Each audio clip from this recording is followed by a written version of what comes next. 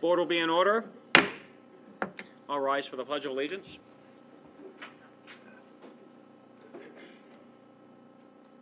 I pledge allegiance to the flag of the United States of America and to the republic for which it stands, one nation, under God, indivisible, with liberty and justice for all.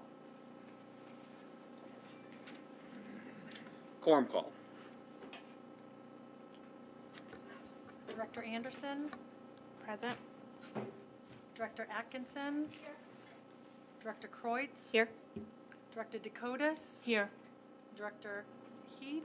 Here. Director Marian? Here. Director Moses? Here. Director Sargent? Present. Director Silvestri? Here. Director Welch? Here. Chairman Carlo? Present. We have 11. Thank you. 11 members Oops. present and 0 members absent. A quorum is present. Item 4, acceptance of the agenda. The chair recognizes Director Kreutz. I make a motion to accept the agenda as presented. Director Kreutz moves to accept the agenda. Director Sargent seconds. All those in favor of accepting the agenda? I should ask if there's any discussion. All those in favor? All those opposed? 11 members voting in the affirmative and none in the negative. The motion prevails, and the agenda is accepted. Item 5, public comment. Are there any members of the public who wish to address the board? Seeing none, we'll proceed to item 6, the student report. The chair recognizes Ms. Scott and Ms. Roulard for the purpose of providing a report. Okay, starting with the high school, spring sports signups are open. The first day of practice is March 27th. Trimester 2 is ending next Thursday on the 16th. There will be a teacher in service day on March 17th. And congratulations to all winter sports athletes who competed this winter. The drama's one-act plays were performed on Friday the 3rd with another performance Thursday, March 9th. And Class of 2025 is holding a shoe drive. Donations can be brought any time to the main lobby at the high school until March 15th.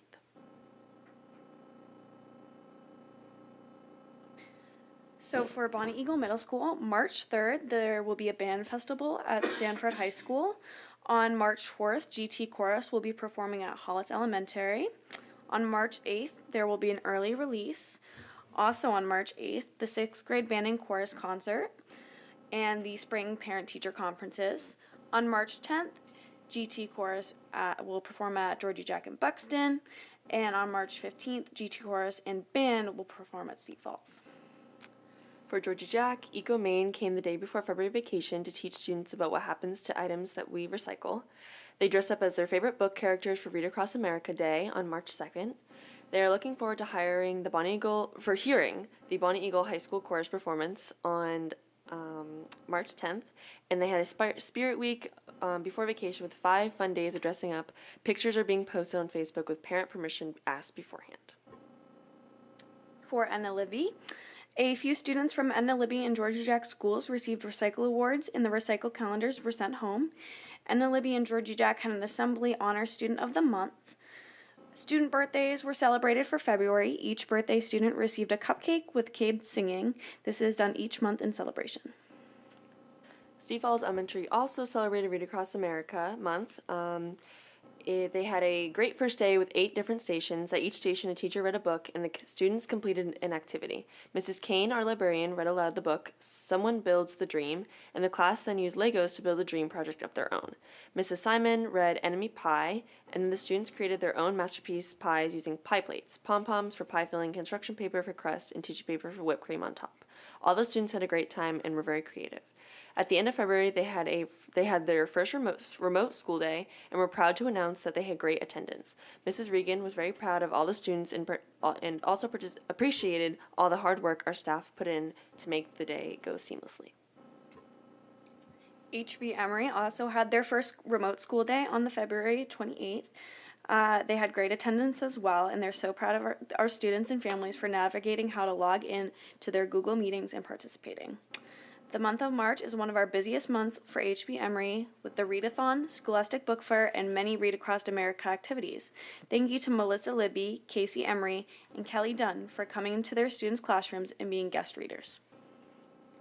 There's a lot going on at Buxton Center.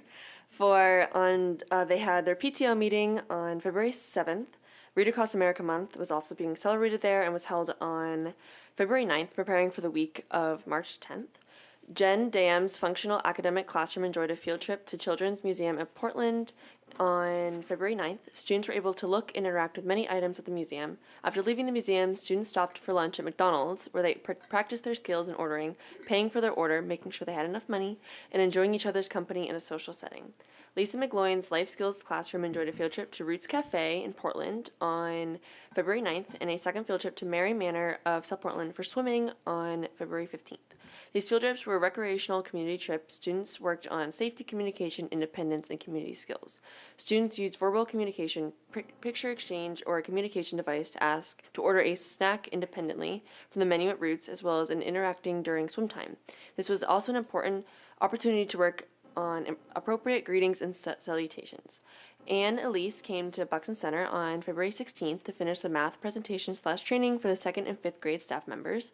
The 3rd grade concert was held on February 16th, and many families attended the show. Channel 8 Weather Day was held on Wednesday, March 1st, for their 3rd graders. This runs with the weather unit for grade 3. They had about a dozen brave souls, along with the staff member, Mr. Vetro, who came to school at 5:45 a.m. to help Channel 8 broadcast the weather. The weatherman Ted McInerney returned for a presentation for all 3rd graders later in the morning. University of Maine food waste presentation visited Buxton Center on March 2nd. Mr. Pendleton, Mrs. Minjoni will follow up with this information. The 4th grade students held their wing assembly on March 3rd. The time was used to recognize February character trait winners for the 4th grade students.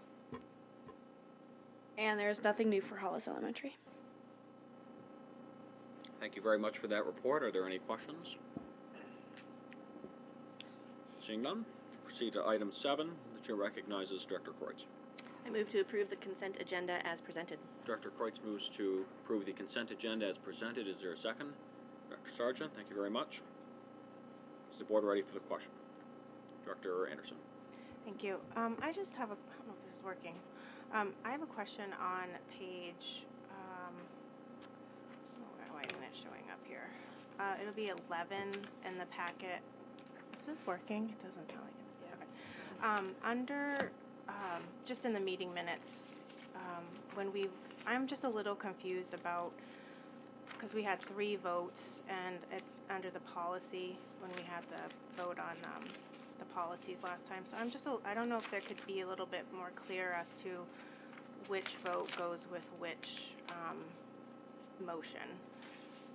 I'm just a little confused about how it's set up, because the last vote was when Lindsay and I voted together, but yet it doesn't really specify what the vote was about. Like, you can see how the motions were 3 in a row, and then the votes were 3 in a row, but I can't see how they coincide with one another.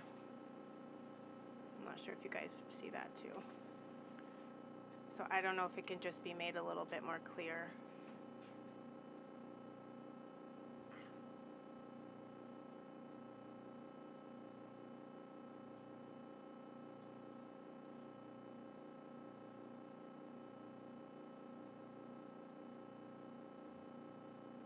Because I know, like, the last one we voted on was when we voted to revert the policies back to singular pronouns, and I believe that's why. Oh wait,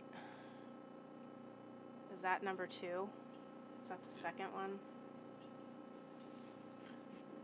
I think that we understand the question, Yeah. and the superintendent has an explanation. Well, what I think, without going to watch it back, is that above where the votes are recorded, right, there are 3 different motions, and I think in the sequence that those motions appear, the votes are meant to mirror that. So the first listed motion would go with the first vote, second motion with second vote, and third with third. So the first vote, we voted to accept the readings for second reading, and that's when we initially voted yes or no to it. I thought that was at the very end. Anyway, as long as everyone else, it just is a little confusing. I appreciate the question. We can go back and check to make sure we have it recorded accurately. So the superintendent can correct this and make it a little bit more clear. Okay. The board also doesn't have to approve the minutes tonight. We can hold it off until we have another draft if you'd like to propose doing that. Sure. However, make a motion to go back and look at that particular piece and see if it coincides. Okay, what would be your motion? Do you want to table it until the next meeting? Or do Sure. you want to just let the superintendent correct it? That's fine with me. Okay. Yes. All right, then we'll proceed to do Yes. that, and we'll let you know. Thanks. The pending question is to approve the consent agenda. Is the board ready for the question? All those in favor? All those opposed? 11 members voting in the affirmative and none in the negative. The motion prevails, and the consent agenda is accepted as presented.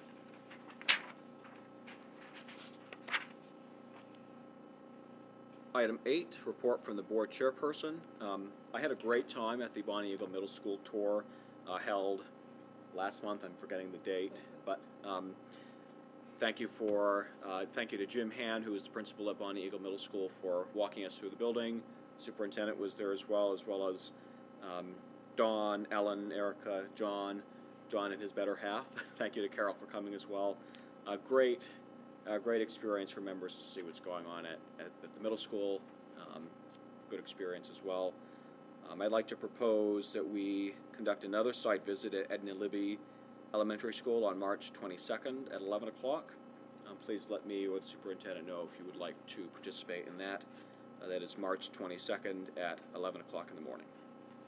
Are there any questions regarding my report? Seeing none, we'll proceed to item 9, report from the superintendent. The chair recognizes the superintendent for the purpose of providing a report. Yes, good evening. I have quite a few things to report on tonight. Most of them are all kind of positive happenings in the district since our last meeting. So, a winter activities and athletics update. There's a long list here I'll go through. So our cheering team placed 7th at the States and was the Class A sportsmanship winner, which I think is a pretty important honor. Our swim team, the girls, placed 16th at States and was also the Class A sportsmanship winner. So we have some really good sports people playing for our team, so that's great news. I don't think this is the latest update, but in wrestling we had Caden Sear as the Class A state winner for the 220-pound weight class, and I also know that Caden and I think one other wrestler competed in New England's, but I don't have the results of how they fared, but just getting to that level of competition is a pretty big accomplishment. Track, once again, we have a lot of our track athletes who have done some amazing things. So Julia Pendleton was the Class A long jump champ. Ethan Kane was the 55-meter hurdles Class A champ. The girls 4x800 relay team was second. Jacob Schmader placed 3rd in the 400. Addie Thibodeau was the Class A state champ in the 2-mile. Gwen Catalanano placed 6th, and Allie Hessler 8th in the 2-mile. And Xavier, I'm forgetting his last name because it's not on my notes. Lemieux, thank you, Abby. Placed 2nd in the 2-mile for the boys. So many of those athletes went on to New England's, and I have a long sheet here, but I'll just try to summarize that we had another great day with some school records, 4 school records being set. The boys 4x200 meter relay with Ethan Kane, Peyton Lee, Ryan Barry, and Jacob Schmader broke the school record, running the 5th fastest time in state history. At the New England's, Julia Pendleton added another 2 inches to her school record jump for 17 feet and 5 inches. Xavier Lemieux went for a time of 9 minutes 40 seconds in the 2-mile to best the old school record by over 5 seconds, and Jacob Schmader broke the school record in the 600 meter, capturing his 5th indoor school record this season, and now has the most track records in Bonnie Eagle history. So that's a pretty big deal. Marina Violet and Allie Hessler, sorry, I did not want to call her Delaney. Sorry, Allie. Both set season best times, personal bests. Gwen Catalanano set a new personal best in the 2-mile, and Addie Thibodeau was the top main finisher in the 2-mile. So congratulations to all of our track athletes. That's an amazing showing.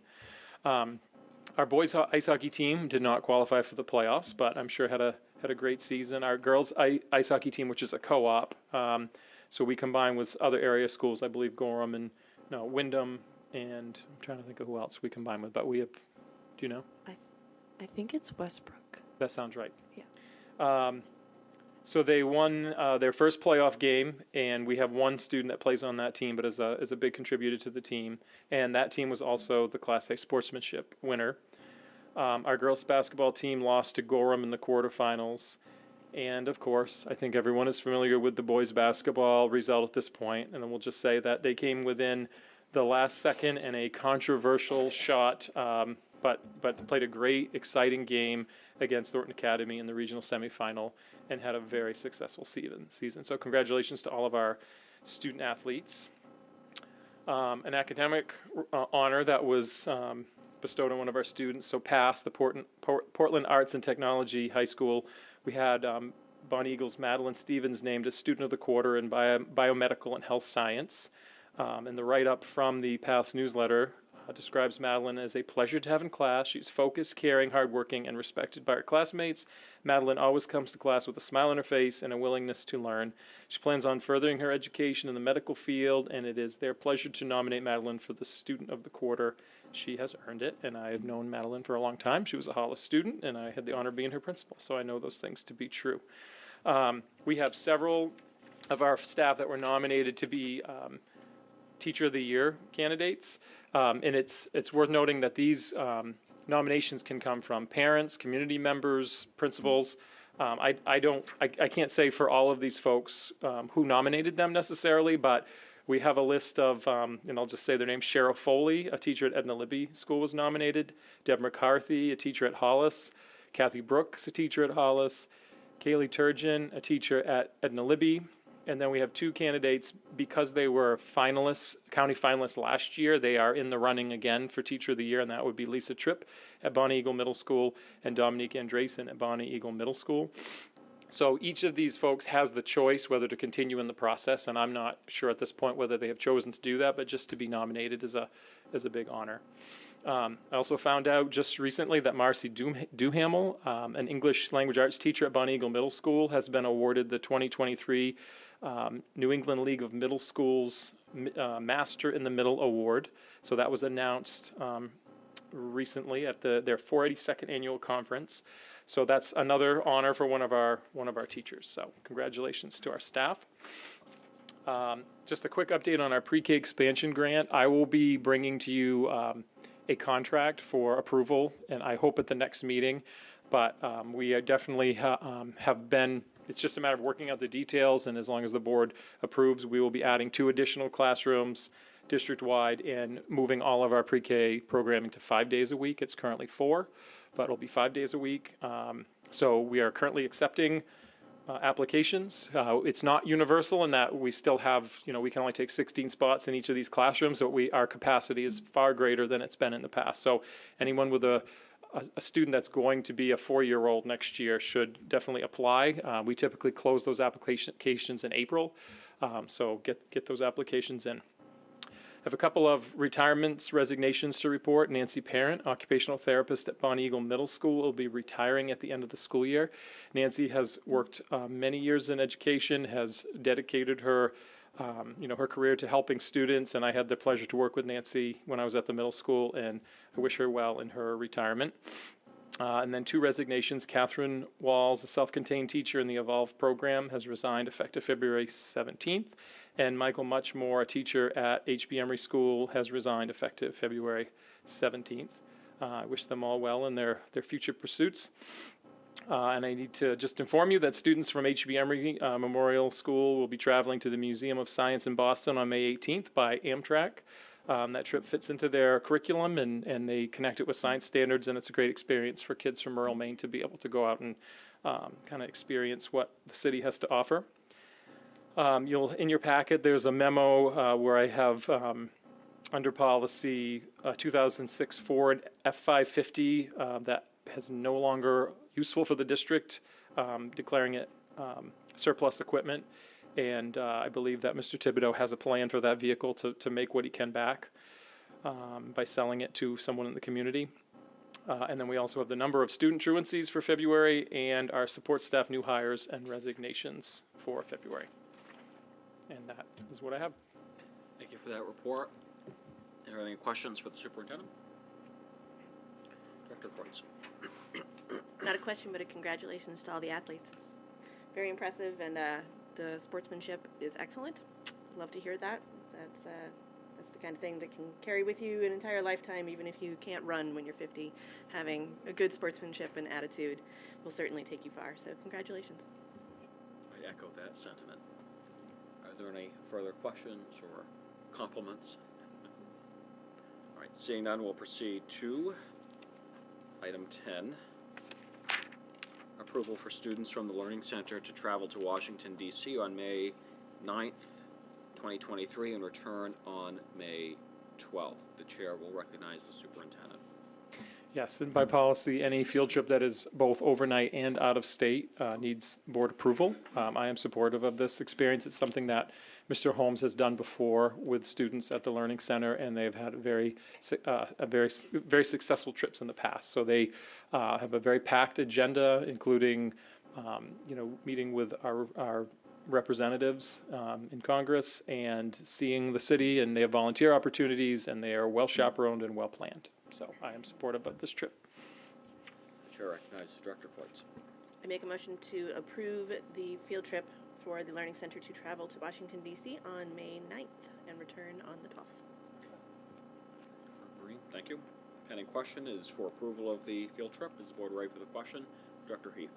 I just have a question about students. Do students have to participate, put in any of their own money? I was looking at the breakdown of the budget, or can anybody in the Learning Center program participate? I'm sure that Mr. Holmes makes sure every student can participate in that. Financial hardship is not a barrier. They do a lot of their own fundraising.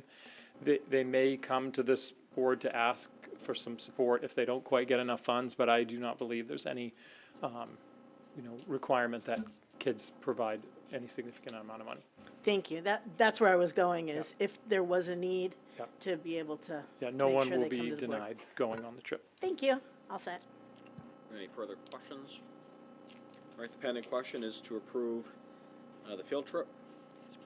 All those in favor? All those opposed? 11 members voting in the affirmative and none in the negative. Motion prevails and the field trip is approved. Item 11, educational presentation, Buxton Center Elementary School, Buxton Center post All-Star break. I'll just Very add that exciting. this will be Principal Craig Pendleton and Assistant Principal Molly Mingione, and they that was an intriguing title. And I said to Mr. Pendleton, "You'll need to make sure you deliver on explaining the purpose of that." And maybe it was just to get your attention. I know they have a good presentation plan for you. All right. You worried about my skills? Front.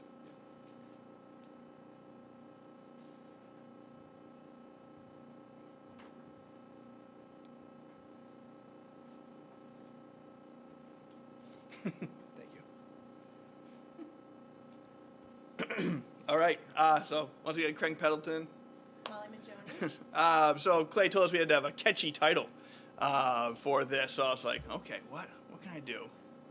And so I was thinking a lot about it over February vacation, and we had just had the NBA All-Star game, the NHL All-Star game was happening, and then I was like, oh, it's like the halfway point. And then I was also thinking, I was like, but none of those games are at the halfway point either. We're not really at the halfway point. We're at day 110 of 177, so we're past the halfway point.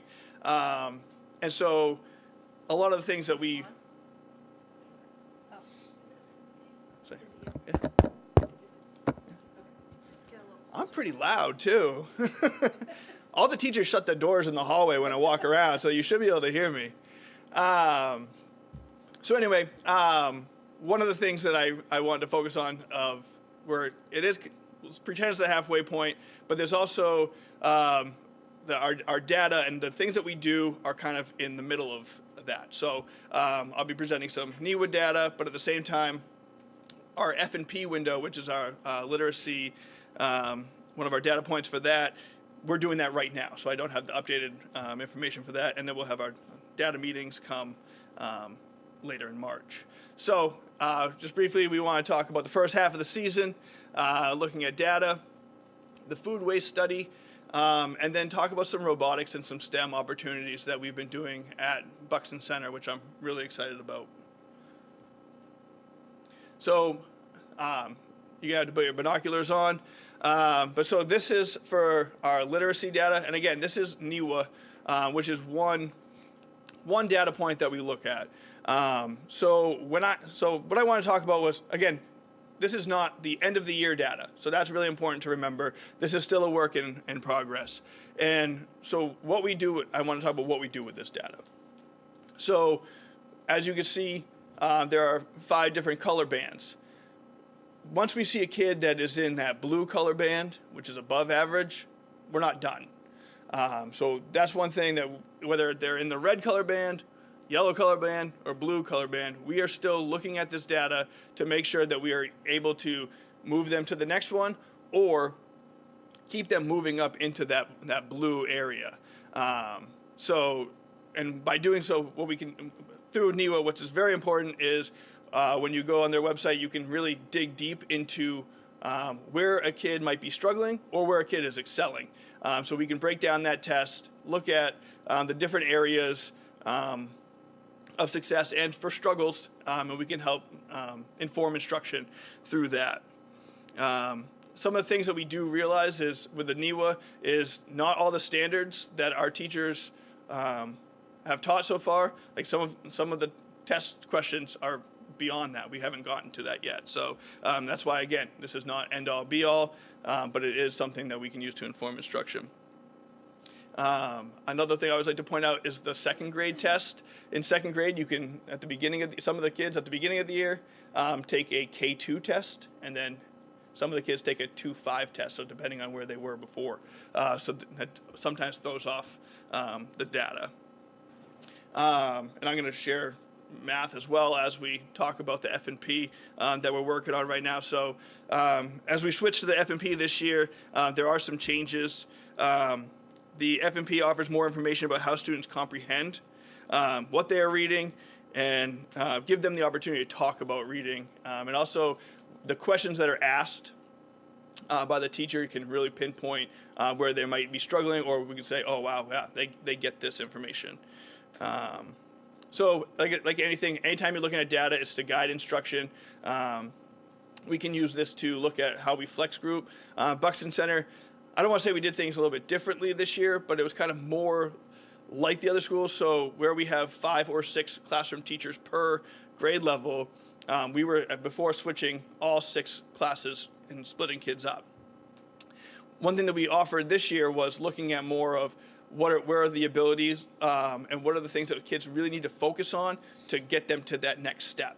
And in the past, it would be you're in this flex group and you're really not moving until the next data meeting. And one thing that we talked about was it needed to be less rigid. It might be 2 weeks that a kid really needs to focus on one area, and then they're able to move on and continue to grow. So we don't want to put that. And again, other schools in our district have 2 or 3 classrooms, so it is the same. It just kind of looks a little bit different at Buxton. I feel like I say that all the time. It's the same, but we look different at Buxton. So like I said, so again, all of this is everything that we do, whether it be the NEWA, whether we break down the different subtests, whether we look at the F&P to group kids. The other thing was that making sure that we still had role models in all the classrooms for math. When you're talking about math, it's very easy to kind of like look around. It's so funny, like a teacher bangs their head against the wall sometimes because they're teaching the same thing and they're trying to get it through them. But then when a kid sitting next to them says the exact same thing, but just, maybe in kid language, and they're like, oh, okay, that makes so much more sense. And we've been here for a while. So again, more flexibility about how we're grouping kids, how we're informing our instruction, and all of that. I'll try to talk a little bit closer. I am here to talk about the exciting topic of food waste at Buxton Center. We had a classroom, Amanda Blenda's 4-5 class, who noticed after lunches we had a free table and there was a lot of leftover food at the free table. Some of it was shelf stable, like goldfish, pretzels, or fruit cups. Some of it was not, like apples or bananas. So what this group did is they reached out to Dottie Janata and Aaron Miller from our food service department to discuss what was happening and what they could do to help. And this group pitched a business to Mr. Pendleton and I called Kruber Eats, a little play on words, where they collected all of this free food. They also tracked the amounts of food that was left over. And then they made a little Google form that they sent out to all the teachers, and the teachers could sign up for extra snacks for kids in their classroom that needed it. It also worked well on some of the late bus days that we had. I could kind of call ahead and get a few snacks for some of those kids that wanted them. Miss Blenda calls her students her crew, and as I said, they sent us the Google form for the snacks to be delivered, and you'll see later on in some of the slides some of the interesting ways that they delivered some of this. After this conversation, Miss Janata and Miss Miller connected with the University of Maine, and the University of Maine invited Buxton Center to take part in a food waste study with 4 other schools across Maine. They provided real silverware, sorting bins, a scale, and signage to help students sort. Sorry, I should have clicked through. Whoop! This is why we have nice things. I know. It's not my computer. I'll show you the pictures in a minute. Do you want to get to the pictures? Yes. Okay. Thank you very much. So the first 2 weeks, the students weren't really told about what was happening. They just saw these new bins. As you can see, this little student here is really excited. The first bin was the real silverware. And then they move on to a liquid dumping station, which is where they dump all of their milk and leftover waters. It's not my favorite of all of the stations, I'll be honest. Then the next one is the free station, which, as you can see sort of in this picture, the middle picture, there's not really much on it this time. The next stop is recycled waste, and then the last stop is the actual food waste. One day during this first 2-week period, the food had to be sorted by type also. So what they do normally is they just dump all the food in one bucket, but for the audit, they had to dump all of the taco soup in one and the vegetables that didn't get eaten so they could see what food students liked. Miss Blenda's class again stayed all 3 lunch periods to assess students with this process. It is not taking any longer than it would normally take to go through this. It's actually kind of going faster because the students have gotten so used to it. Last week was our 3rd week of the study. Students attended an assembly to finally learn why things had changed in the cafeteria. They learned what happens to all the wasted food, which often sadly ends up in landfills, and ways not to be wasteful. The woman at the assembly reminded students, eat what you take and take what you're going to eat. Sometimes you'll see kids that really love cucumbers just pile those cucumbers on and then they end back up in the trash. So really thinking carefully about what you're going to eat. We are entering the final weeks of the study. Another food waste audit will be conducted, hopefully to see a decrease in food waste. Throughout this study, Buxton Center and the University of Maine are partnering with AgriCycle, a company that turns food waste into renewable energy and healthy soils. They've been collecting, their company comes weekly and collects all of the food waste during this time. I don't have any findings right now for you, but Miss Blenda's class is coming back again in May, she believes, to present to the board about what they noticed and a piece of the recycling part. But as a staff, we're meeting as a team with food service and facilities to see how to sustain this, hopefully over the course of the rest of the year, but maybe longer. I'm not going to touch it. Thank you. All right, so we're going to move on to some STEM and some robotics. So I feel like a lot of times we come here, we do talk about Amanda Blenda's classroom because they're always doing some really fun things. And so one of our goals and one of the strategic plan goals is around pathways and how we can continue to get that moving, to give the kids. I didn't enter a subtitle here if I want. I don't need it, so as you can see. Always looking for that. So I always say when I know that Ms. Blenda's classroom is being successful, when I have teachers coming to me and say, how do we do that? And the answer is, you do it. It's that simple. Because we want to make sure that everyone has the opportunity to get their education the way that they need it. So recently, I guess that's been too long, Christmassy, we received, I think it's 32 Lego Education Spike Kits. So these kits are robotics, they're Legos, and it's coding. So we have enough that basically 2 classrooms at the same time can do it. You partner up with somebody, and it's 100%. It can be 100% student led. Each teacher has the opportunity. It gives you the lesson plan. It tells you what standards it hits. But it also, if you say, "Hey kids, let's see what you can build," they have that opportunity. One area where we're really using this is we have 1 classroom per grade level that doesn't have a special during each block, and we have more classroom teachers than we have specials. So they've been using this as kind of a pseudo special, which is fantastic because it doesn't take away other academic time. Excuse me, and you're still getting your science and your math and your literacy. You have everything, and the kids are playing, and they're learning through play. So in a perfect world, I would have had the STEM kits here, so that you guys would have to do them and have the kids teach it to you, but that would have been, I wouldn't have gotten you to be able to stop. You would have just kept going. So I just made a quick video of just kind of showing you how just a quick walkthrough. Again, this is very brief, but it's a walkthrough to see what the kids see. And then this is a 5th grade classroom that was doing it during their special time. And then you'll see a 2nd grade classroom that was getting to the tutorial. So obviously, it might be a little daunting at first because, oh my goodness, you're working with motors, you're working with coding and all that. We actually did one of our early release days. We had the staff do this. So we had all the kits down there for the staff, and they did Lego robotics. I had something planned for after Lego robotics. We did not get to that because the staff were building, they were building cars that would help. And when we asked them to stop, they kept playing. Yeah, it was a lost cause. So it's just so much that they can do. So this is just a quick example.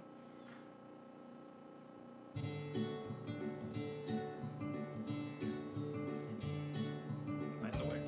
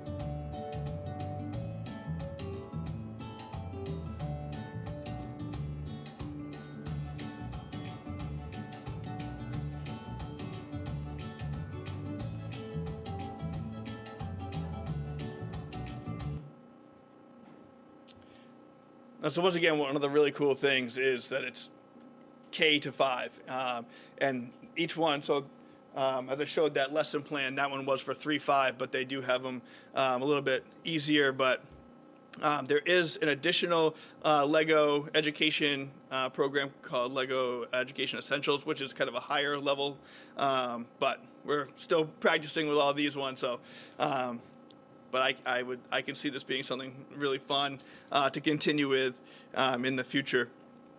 And then, so actually, I'm going to go backwards. I'm going to skip a page first, then I'll go back. But so, talking about Kruber Eats. So this is Mrs. Blunder's class. They were coding these robots to follow this path. So they have to say, you can say, oh, you got to go this far, turn, then continue to go. So you can see it in the second picture. That's actually a fruit cup. We were trying to see if we could have robots deliver the snacks from Kruber Eats to classrooms. Again, still a work in progress, but I have faith that we will be able to send the robots. I'm not quite ready to send them down the stairs or open the elevator yet, but so we should be able to get 3rd, 4th, and 5th grade access to food through robots at some point from the classroom. So this is all using measurement, length, angles, and all of that. So which is very, very cool. So one thing I put out to our staff this year, was I feel like whenever we come to, let me make this bigger.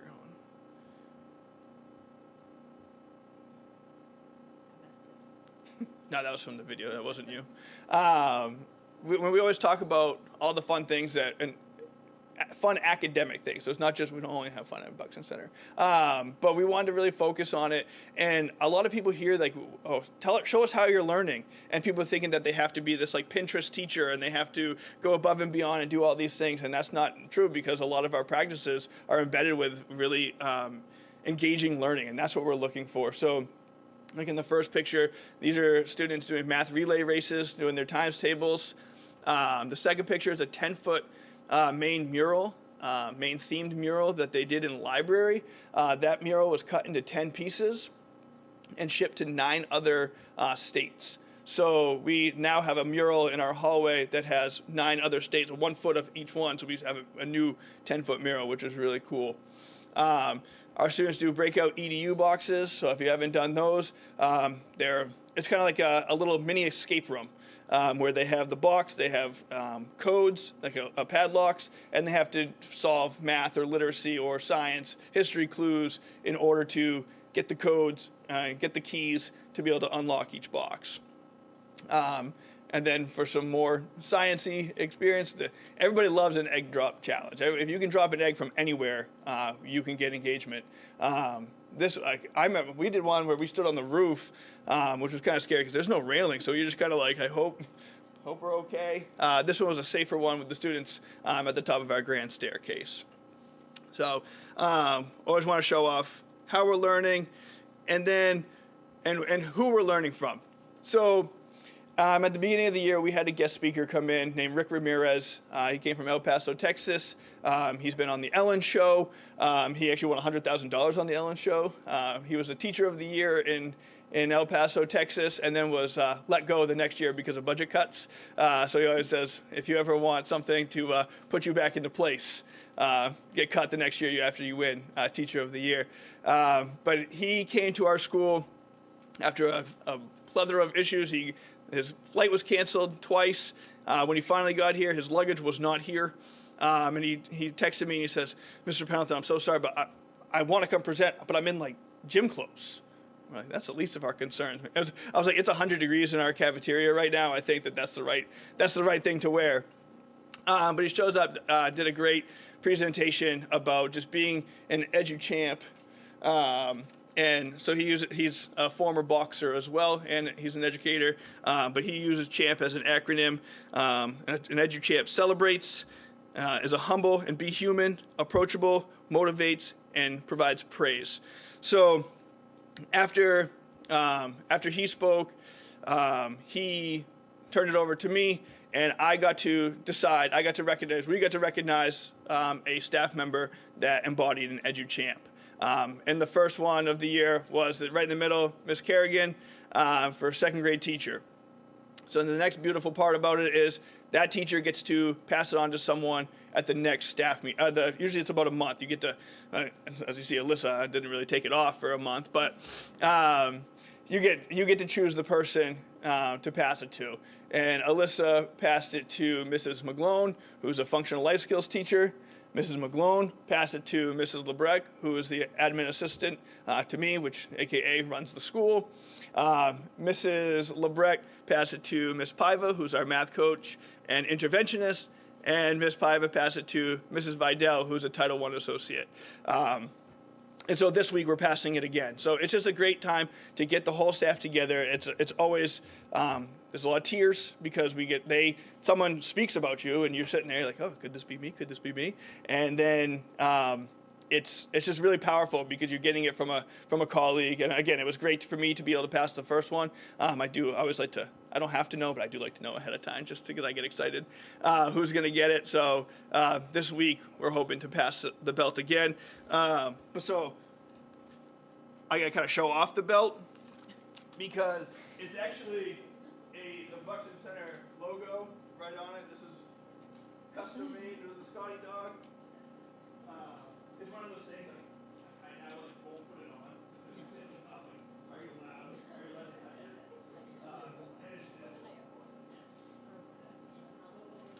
It's heavy. They don't actually have but this is the first day they wear it around to make sure everyone knows who the educator is. But now they hang it. We hang it in their classroom, more above something that they can see. So an MSAD6 logo on it as well.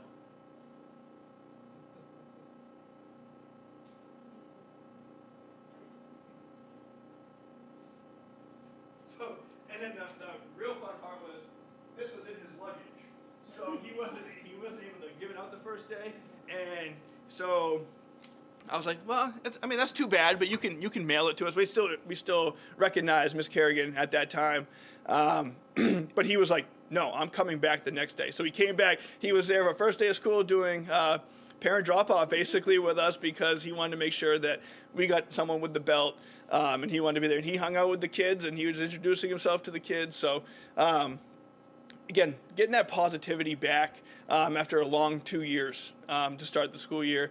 One of his whole things is talking about his why. Like, why did he get an education? Why did he stay in education after getting let go after being teacher of the year? And so I think that's one thing that Molly and I really try to get people to get at the forefront of. We do great work. We do a lot of hard work. It can be very tiring. It can be very stressful, but there's a reason why we do it. That is my presentation. On to the second half of the All-Star break.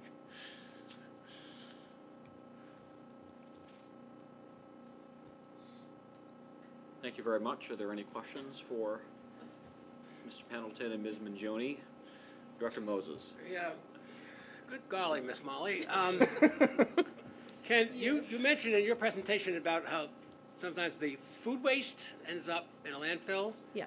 Any possibilities that stuff like that can be donated, or you can connect with pig farms in southern Maine? Actually, a student in that class got 2 pigs this fall, and at the Freiburg Fair, and he's been bringing a lot of that to his pigs currently.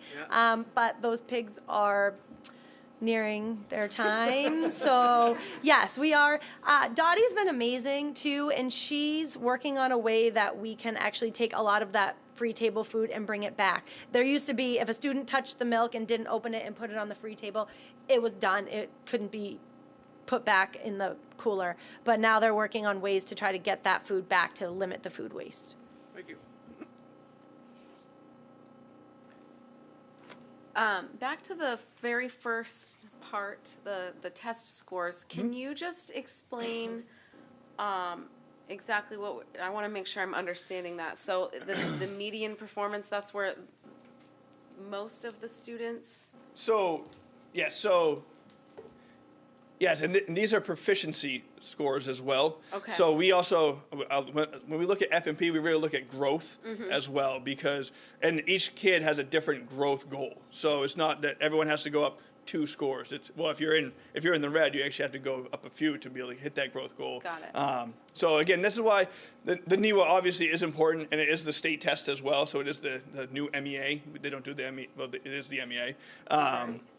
But so this is where it is a data point. So this is we really look at the yellow, green, and blues of being in that solid area, and we really need to focus on those reds and oranges. But again, you get that balance of making sure that you're not neglecting these blues because you're focusing on and that's one of the main reasons why flexing.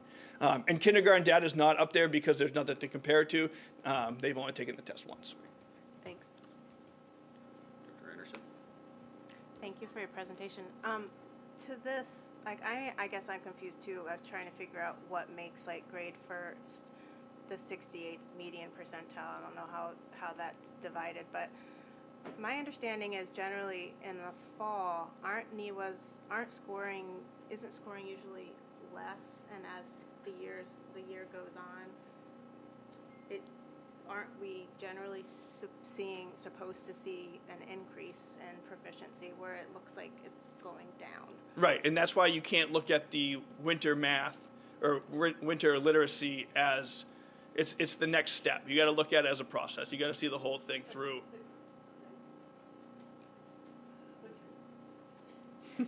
The benchmark changes too, right? It isn't the same spot. So as kids, like where they're supposed to be in winter is higher number than where they were supposed to be in the fall, and it'll be an even higher number in the spring. So they have a higher goal to meet each time too. It's not the same bar. Could I just chime in too and say, yes, all of that, but to your point, ideally, we would want to see incremental growth. NEWA particularly, I think, is known to be a little buggy in the winter. Like, it's not uncommon for many students to score lower in the winter, so it will be interesting to see what we get with the spring scores. But yes, generally, we would want to see progression. We wouldn't want to see backsliding. And the median percentile is basically like sort of the average. So you'd kind of want to see that creeping up. So you are correct in that. That is what we'd want to see. When we do look at this, we do see that the work needs to be done so that we have better things in the spring. I don't see this and say, all right, looking good. No, absolutely not. Dr. Quartz? So it sounds like the question has been answered, but just because I like to be really crystal clear. So are you guys concerned about the numbers going down, or is this pretty typical and it's following its natural pattern that you're feeling confident it's going to end up where it's supposed to end up? I think it's a combination of both. Erin, did you have something you wanted to add? Mrs. Erin said she didn't want to speak. So sorry. We've been trying to figure this out for years. And Krista and I finally found that the data is based on number of weeks in school, and we generally take our winter about 2 weeks prior to when NWA expects us to, because we've been trying to figure out why does winter dip and then we bop back up in. It's the distance of time between when we take the fall and we take the winter. So really, if we could stay consistent, which we're not, and I see that, if we could stay consistent, we'd actually be doing better than expected. But we've been trying to figure out why we dip every winter and pull back up, and we realized its number of weeks in between testing has an effect on that. And I couldn't help but share it because we just found out last week. That answers the question. It's typical, and you're not concerned yet. So, okay, thank you. Again, I would like everyone to be in the blue. Sure. All right. How are the percentiles calculated? Is it a national figure, a regional figure? Sounds like a NEWA question to me. Yeah, it is nationally normed, so they're looking at it. Yeah, and yeah, it's also still based off pre-COVID as well. No factors have been kind of put in. Actually, they went up. The bands went up post-COVID. What is your thinking in terms of how reliable NWEA is as a factor in assessing the standing with school district? Sure. So what I like most about the NEWA is that when I go into it, I can look at a student and I can break it down into like the 4 subtests. So I can really, it's not just me, but the teacher can go in and see like, okay, they did really well in this area, they did really poorly in this area. So some things are easy to kind of weed out. You could say, well, we haven't gotten there yet. We haven't taught that standard yet. They haven't done that. Other things like, oh, I noticed that all my kids, we just finished this standard, all my kids struggle with this, which then that informs instructionally. We might need to go back and remediate that real quick. So I don't necessarily look at the percentages and that way. I look at each individual child and how we're gonna program for them academically. You're creeping over. I know, sorry, that's what I was going to add. It's just one piece of the puzzle of the student. There's so many more pieces that our teachers look at daily that helps lead their instruction. Sadly, like Mr. Pendleton said, this is like the one piece we've got right now because we're so close to the next part of the puzzle. Thank you. Any further questions? All right, seeing none. Thank you. I think that you lived up to your reputations. I want some of those Legos. You guys have a board workshop? Come on over.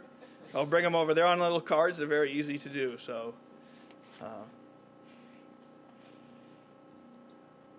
Item 12, approval of the new revised curriculum standards in mathematics, K through 12 in technology and engineering, 6 through 12, beginning in the 2023-2024 school year. Chair recognizes the superintendent. Yes, so these standards have been approved by the curriculum committee, so I'm sure members of that committee could speak to that, and we do have our curriculum directors here tonight, Mrs. McGuire and Mrs. Poulin, if you had any particular questions, but this is to implement beginning next school year. Chair recognizes Director Kreutz.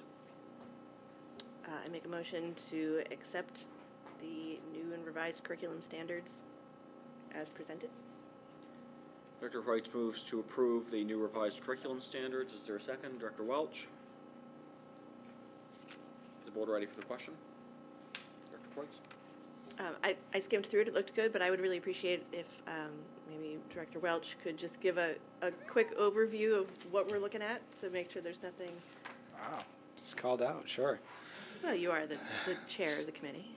As Mr. Gleason had noted, these come to you, I think, proudly unanimous consent to this board from the curriculum committee. When we look at the math standards, you really aren't going to see a huge change from elementary. It's when you get into more of the high school standards that you start to see more of a breakdown. We have a wonderful handout, and it shows the current standards, and it moves to the new proposed standards. So it's really just shift to skill-based in geometric reasoning, some algebraic reasoning as well. This comes obviously from our hardworking people as they look at the NWEAs and all sorts of information. So it's kind of what guides these kind of changes with the standards that the state sends down. IT and STEM standards, similar. We bring this to you, the board, unanimously. This is really more of a redesign, more of a rebranding for our IT and STEM so that technology and engineering can be more aligned with the STEM-focused direction. This is going to expand into the middle school as well, so they can build upon what's learned in the middle school to be more successful in the high school. Thank you. Is the board ready for the question? All right. And the question is to approve the curriculum standards. All those in favor? All those opposed? 11 members voting in the affirmative and none in the negative. The motion prevails and the curriculum standards are approved as presented. Item 13, Policy Committee Report of February 6, 2023. The chair recognizes Director Dakotas. Thank you, Mr. Chair. You're welcome. We met on the 6th. The meeting was called to order. And we have several policies that we discussed. The first one, I'm sorry, let me just back up. There were no public comments, and the minutes were unanimously approved by the group. The first policy is BEDH, which is public comment at board meetings. We made some minor editorial changes, and we changed more substantively, instead of citizens, it's members of the public. So it expands the numbers of people who can come and speak to the board. And we added another section which has to do with the in the event of an emergency or a substantial disruption of a meeting, the chair may declare a recess to restore order, or may declare the meeting adjourned, or to be continued at a designated time and place determined by the chair. These changes were followed consultation with MSMA and with legal counsel. And this policy is coming to the board tonight for first reading. The next policy is DBA, which is with the Budget Advisory Committee. This policy had been discussed at the policy committee meeting prior to the 6th, and the discussion continued.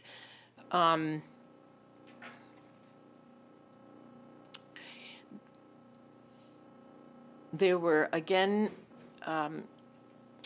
the concerns from the previous meeting were addressed again, and there was a final policy developed with changes, and it has been forwarded to the Finance and Facilities Committee for their input. And after their review, it can then come to the board for approval. The next item that we discussed had to do with introducing new business at board meetings, and so it's under the policy of the school board agenda. And again, this had been discussed at the meeting before the 6th, and we still were left with questions which were not resolved. And these, for example, included this. The basic question is, the committee is still looking at whether we need to have the policy amended. Robert's rules was discussed several times and addresses how motions can be made to the board, so that there are guidelines that have to be followed if a new business item is proposed by a member. The concept of an emergency issue is, there are ways that that is addressed in the policy by calling an emergency meeting. And then we kind of brainstormed a little about what the board meetings could look like. There are some school districts that have a business meeting one time during the month and then a workshop at the second meeting. The committee, decided to table this policy, BEDB, to the next policy committee meeting, which was held tonight.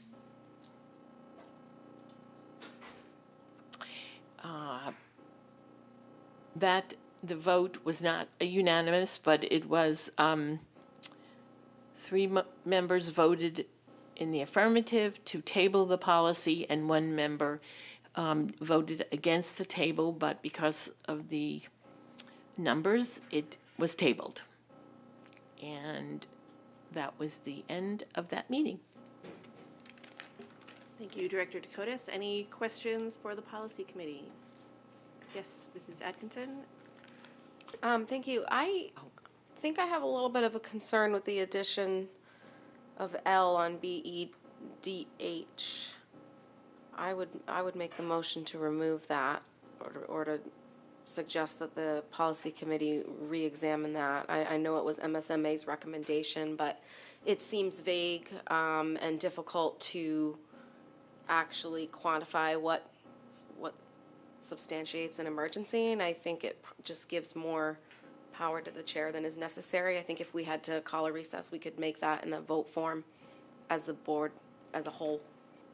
And maybe that would be something that you could talk about changing the wording of, that the board may vote to take a recess or to abruptly end the meeting, but I wouldn't put that on one person.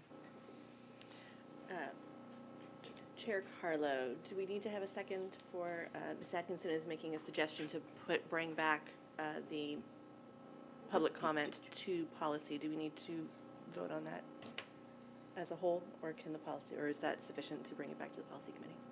The policy committee can discuss it at their next meeting, or the director could introduce an amendment to the policy from the floor, if the director chose to do so. I think there might have been some confusion. My suggestion is to remove.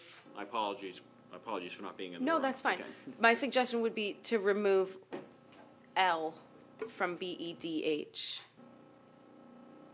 Okay. In the event of an emergency. Chair understands that the director moves to delete lines 72 through 74 on page 2 of policy BEDH. Correct. The proposed amendment, rather. Is there a second? I have a question. Or will you second the motion just for the purpose of your Yes. second? Okay. Yes. I agree with what you're saying, although there could be a time when there's an emergency or substantial disruption. I wonder if, would you rather see, rather than say the chair, say the board may declare a recess, and then at the end, a place determined by the board? Would that? Absolutely. Would that work for you? Because in my opinion, that's what seems. That was the sounds whole better. idea of it. Yep, I would amend my motion to reflect that. Is there any objection to making that amendment? Just a comment. I think one reason that it's usually left up to the chair for an emergency meeting, they may be called by the superintendent or the administrator or something else, not just something that's going on in a meeting or an emergency meeting. So if you want to make an amendment, my suggestion would be either the chair or the board. Both, not just one or the other. I would say that the chair may make a motion, but if you're saying the chair or the board, then you're saying that the chair would have that ability to end based on a disruption that isn't defined. So. Okay, let's Yes. look at this. One or the other. I think either one. So the pending question is to rephrase lines 72 through 74 to allow the board to declare an emergency or substantial disruption and to declare a recess to restore order or declare the meeting adjourned. Is that correct? Correct. All right. Dr. Heath. My question is, since it's the first reading, this is for first reading and not for adoption, would the correct course then be to bring it back to the policy committee so they could work out the proper language and then bring it back again for another, the final reading perhaps? The chair would advise that the board could certainly send this back to the policy committee. The board could also adopt the suggested amendment, the policy would be, or the proposed amendment from the committee would be amended, and it would be sent for second reading. I see. And in its amended form. Okay, thank you. Oh. Dr. Anderson. I have one more amendment that I'd like to add to this. Do we need to vote on this first? Or more of a Amendments in the third degree here, I'm not sure is very efficient. If you'd like to propose another amendment to the policy, then we can process that separately. All right. Pending question is to rephrase lines 72 through 74 on page 2 of policy BEDH to allow the board to declare an emergency or substantial disruption, declare recess, or to restore order, or to declare the meeting be adjourned or continued at a designated time and place determined by the board. Can we just simplify it and just say everywhere it says chair, put board instead? Just remove the word chair and add board. Okay. Okay. I'll consider that a friendly amendment. For the ease of members' understanding, I'm just going to read it with that language. In the event of an emergency or substantial disruption, the board may declare a recess to restore order or may declare the meeting adjourned or to be continued at a designated time and place determined by the board. Is the board ready for the question? No, Dr. Moses. I'm unsure the way you just read that the board may declare. Does we do that all in unison? Secondly is, Robert's rules, can't any one of us make a motion to adjourn at any time? Chair would answer in the affirmative. I don't know why we need all this. If something's going crazy, one of us can say to the chair, I move we adjourn. And is that debatable? Motions to adjourn are not debatable. So you get a second and you adjourn or you get voted down. It's repetitive, but you can do this now. If there were something in a meeting that was disruptive or disturbing or dangerous, then I would think the board, any one of us, can then move to adjourn immediately. You're still going to take the time to, is there a second, and then vote. It doesn't matter to me either way, but it's already there in Robert's rules. Dr. Kreutz? So in terms of the motion that's on the floor, if we're all in agreement that there should be, we'll take a vote here, and if there's agreement that maybe this needs a little reworking, it's still going to go back to the policy committee before it comes back for second reading, correct? Chair would answer in the negative. Why wouldn't it come back for second reading? The board can make an amendment at this stage. That's complicated. The policy in its amended form will appear at the next board meeting at second reading, unless the board takes action to send it back to the policy committee, which it can also do if it wants to. Okay. So I would just say at this point, if this motion were to pass, the policy would be, or the amendment that the policy committee has sent to the board would be amended, and in that form, it would appear on the next board meeting agenda for second reading.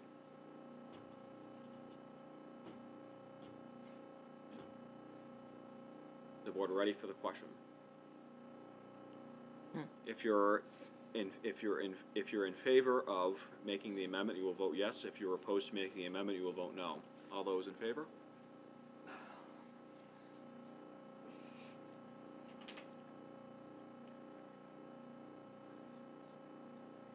All those opposed?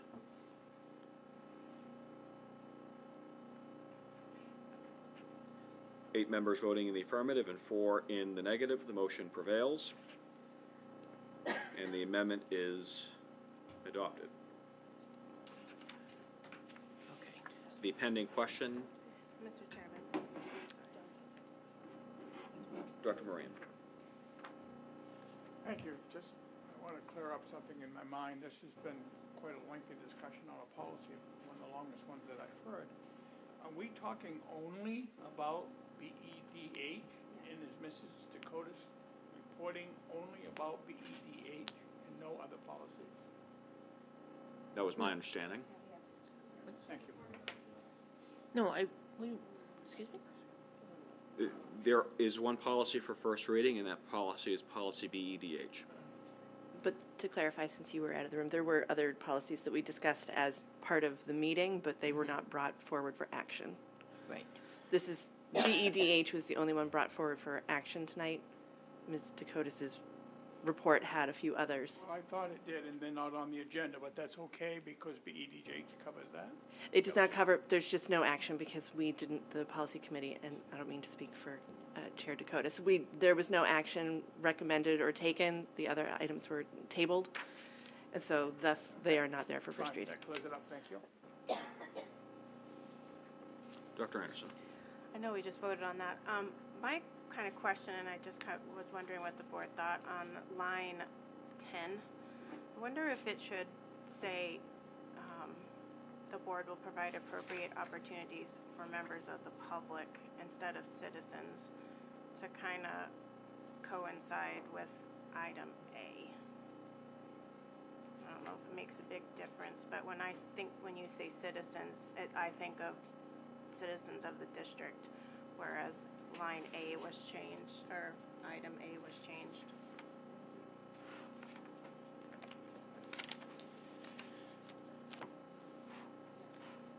So, I know we just voted on it, that's why I'm like, we could do another. Would you like to make a motion to that effect?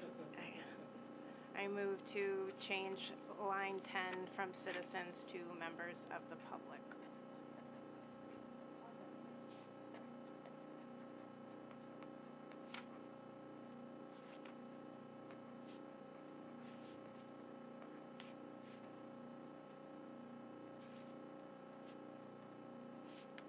Members of the public?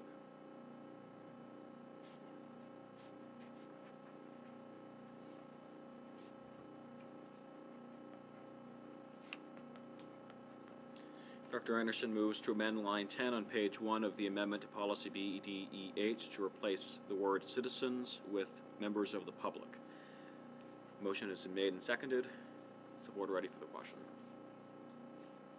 Dr. Moses. Members of the public or the citizens, are we talking about public who live in the district or just anybody? Anybody. Huh? Anybody was Is that, when we legal counsel suggested, recommended. So citizen would be the same thing. Any citizen from Well, New Hampshire could come. I'm a citizen of New Hampshire and I want yes, to speak. yes. But they recommended that we not limit it to the people within the district only. Thank you. It's a violation of state law. Any further comments or suggestions? All right, the pending question is to amend line 10 on page 1 to replace the word citizens with members of the public. All those in favor? All those opposed? 11 members voting in the affirmative and none in the negative. The motion prevails and the amendment is adopted.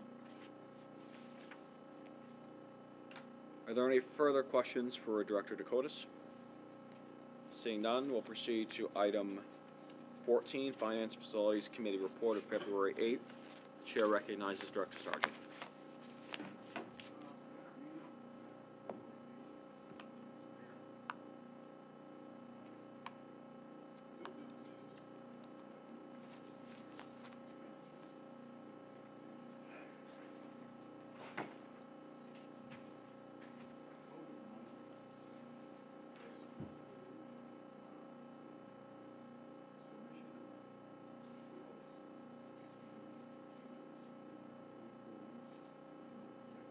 Hey, John, can you put your microphone? Thank you. Thank you. Sorry about I'd like the microphone, please, tonight.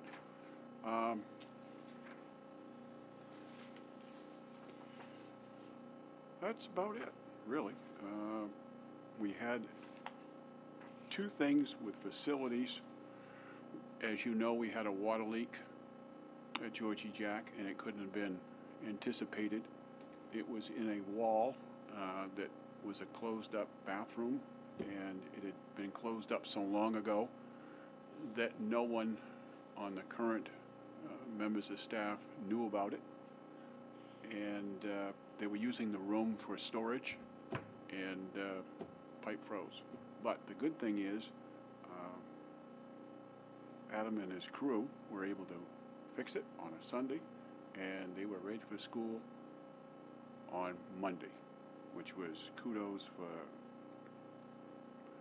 Adam's department. They did a great job. We're coming along good on the PFAS remediation, and in your packet, it's on page 71 to 74 if you're interested in more details. Do you have any questions? Dr. Anderson.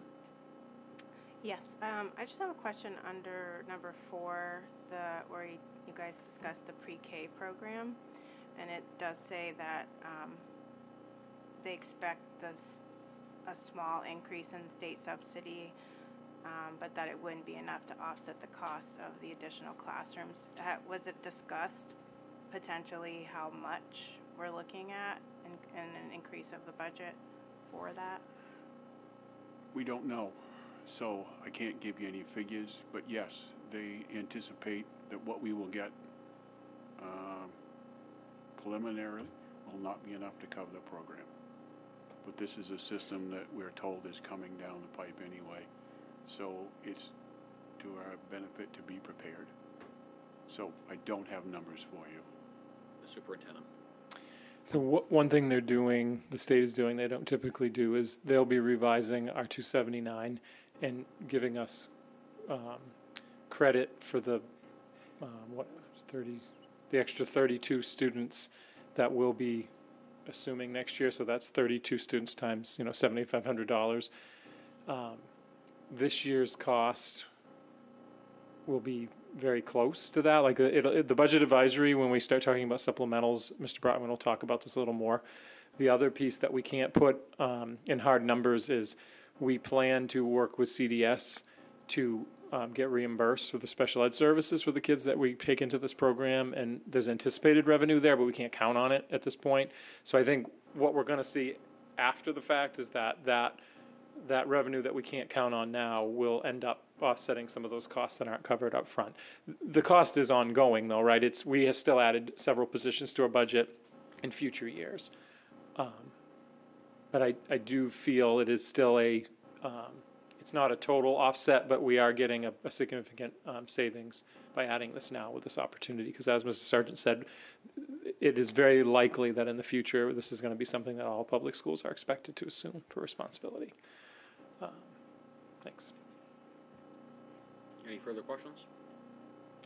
Thank you, Director Sargent, for that report. We'll proceed to item 15, Negotiations Committee Report of February 27th, 2023. The chair recognizes Director Atkinson. I'm actually going to recognize Vice Chair Sargent because I was not at that meeting, so he's graciously just now agreed to do that. Very well. Not a problem. We met the 27th of February. We had 3 members present, plus Adam, Sandra, Jennifer, and Dawn. And we did the approval of job descriptions. It's in your packet, pages 75 to 94. I'll just do it quickly. Like some of these, one is a new job description, and some of the others are just updates of existing jobs and the key elements that they have. I'll start with the workforce coordinator. It's a new position. It's need-based. You're looking at a job between 16 and 20 hours a week.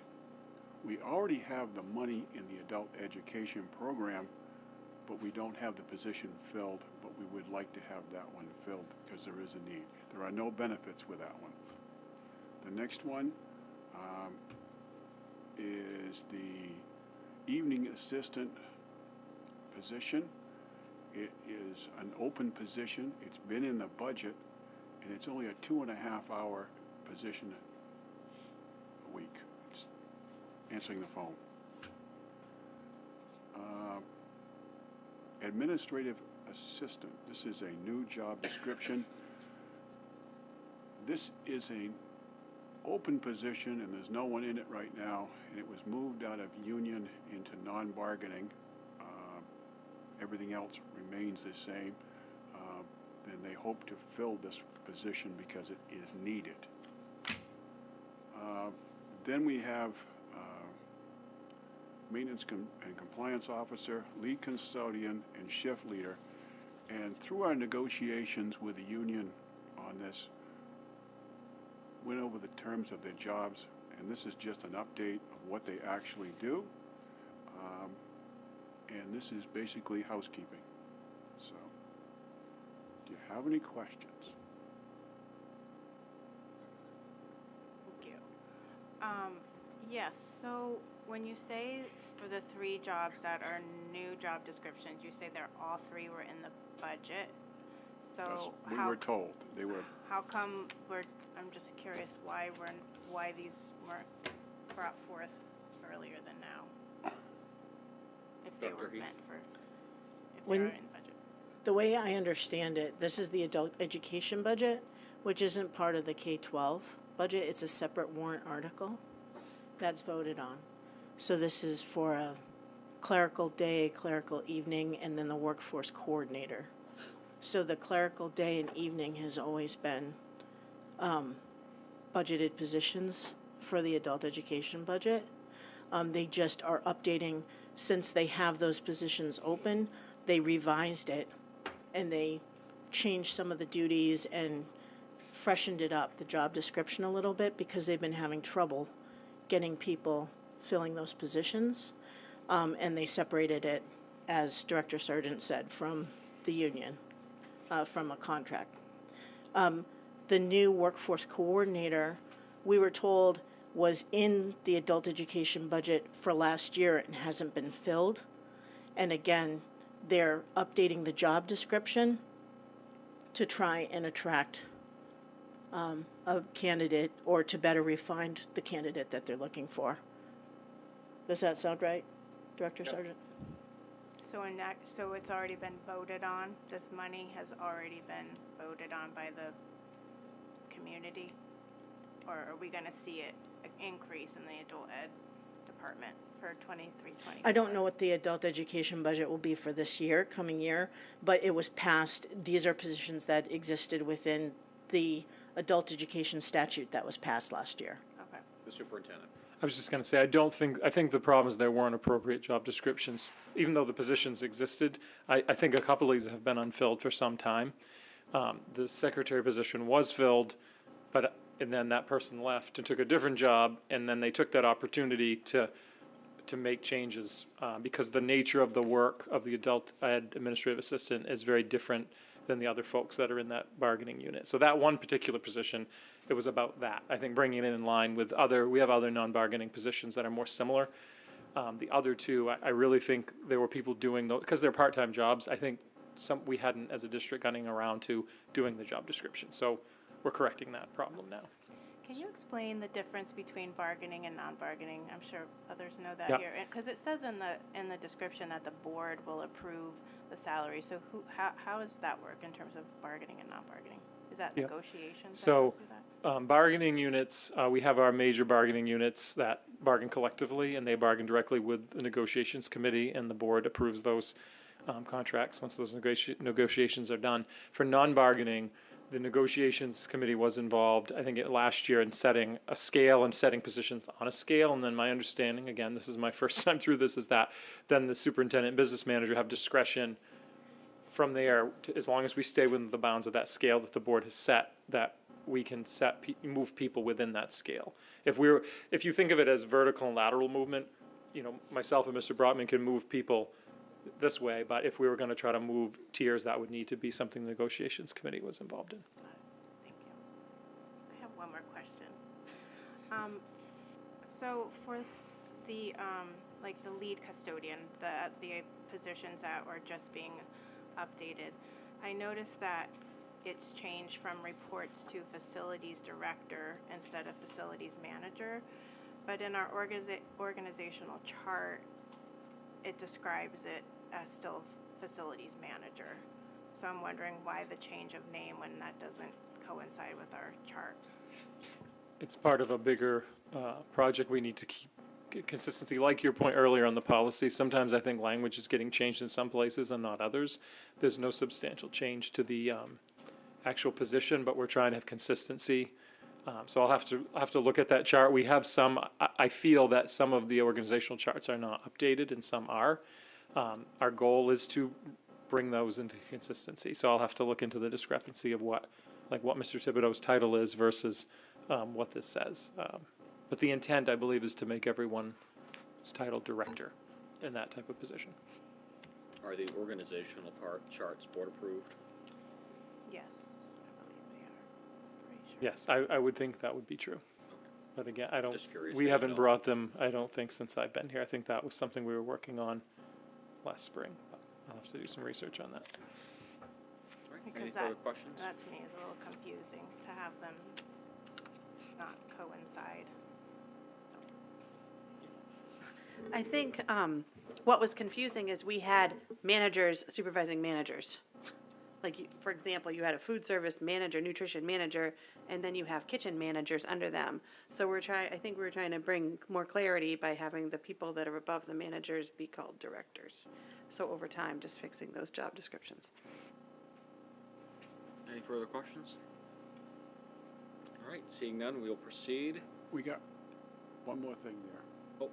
Which we're bringing up soon, and that is the Saco Valley LPN. Yep. Okay, thank you.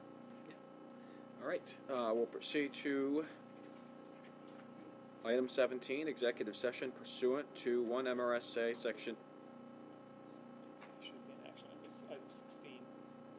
Sorry, item 16. I Oh, think the regards chair action on the recognizes job Director description. Kreutz. I move to approve the job descriptions as presented.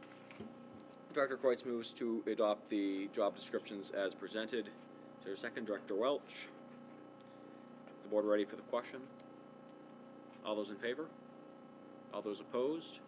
11 members voting in the affirmative and 0 in the negative. The motion prevails, and the job descriptions are approved as presented. Item 17, executive session pursuant to 1 MRSA Section 405 6D to consider a memorandum of understanding between the MSAD6 Board of Directors and the Saco Valley LPN Association. The chair recognizes Director Kreutz. I make a motion that we go into executive session. Director Kreutz moves to proceed to executive session. Is there a second? Director Atkinson, is the board ready for the question? All those in favor? All those opposed? 11 members voting in the affirmative and none in the negative. The motion prevails, and the board will proceed to executive session.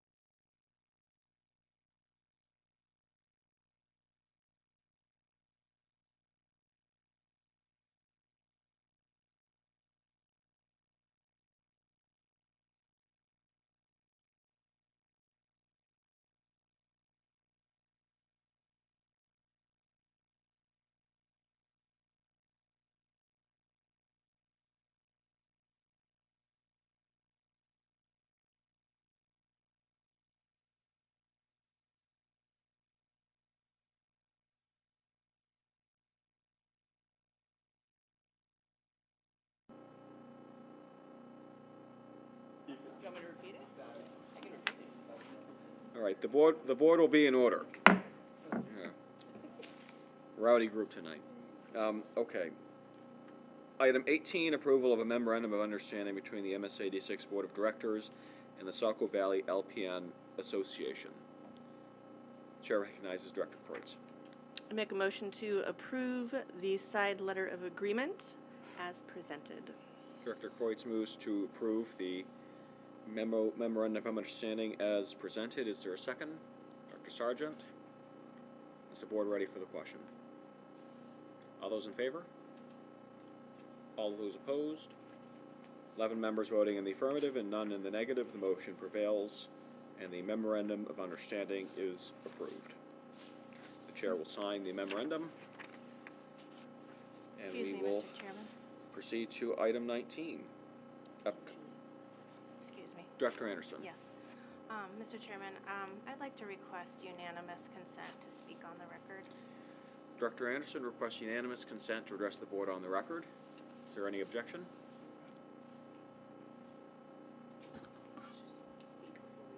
Oh, sure.